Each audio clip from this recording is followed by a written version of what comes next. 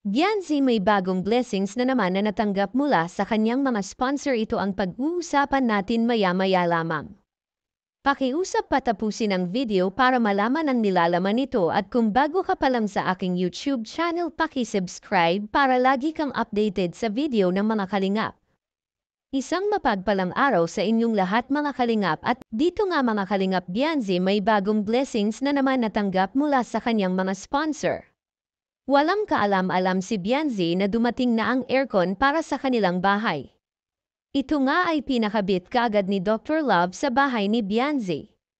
Habang kinakabit ang aircon sa bahay ni Bianzi ay makikita mo sa mga magulang ni Bianzi na masaya sila sa pagkakaroon ng aircon. Biniro pa nga ni Dr. Love ang mga magulang ni Bianzi na masarap na daw ang tulog nila dahil malamig na sa kwarto nila. Sa kanila. Bale ang kinabit na aircon ay dalawa, isa sa kwarto ng magulang ni Bianzi at isa sa kwarto ni Bianzi. Habang wala nga itong si Bianzi dahil sumama itong mag-scout kay Kalingap Edo, ay dumating na nga ang aircon para sa kanilang bahay at ito ay pinakabit na nga kaagad habang wala pa si Bianzi. Talagang mahal na mahal si Bianzi ng kanyang sponsor dahil ang aircon na ito ay hindi na kailangan ng kuryente. Ang aircon ni Bianzi ay solar ang ginagamit dito. Napakagaling naman ang naisip ng mga sponsor na ito dahil hindi na problemahin ni Bianzi ang bill ng kuryente dahil makasolar nga ang aircon nila sa bahay. Panigurado magugulat si Bianzi pag umuwi ito ng bahay. Ito nga ang laging nirereklamo ni Kalingap Rab sa tuwing pupunta ng bahay ni Bianzi dahil sobrang init daw, kulang na lang talaga daw sa bahay ni Bianzi ay aircon.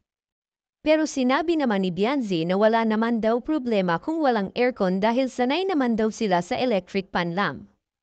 Okay lang daw na walang aircon, pero ngayon na sponsor na ang may gusto na ang gusto nila ay may aircon ng bahay ni Bianzi.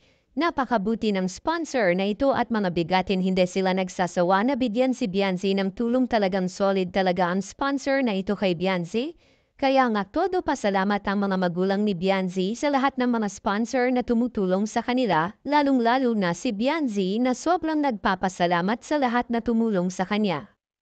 Hanggang dito na lang muna ang update ko. Huwag natin kalimutan suportahan ang ama ng Kalingap na si Val Santos Matubang at ang kanyang anak na si Kalingap Rab at ang munting channel kong ito. Maraming salamat po. God bless sa inyong lahat.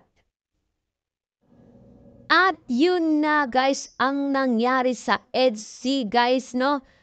Hanggang dito na lang ang ating reaction video ngayong araw na to guys, no?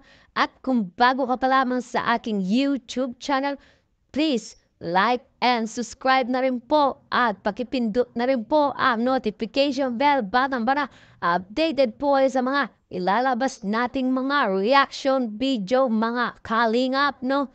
At suportaan po natin ang buong kalingap na si Kuya Val Santos Matubang, Ate Ana Vlogs, Kalingap Rab, at buong Kalingap team at mga Kalingap Reactor guys, no? Hanggang dito na lang ang ating reaction video.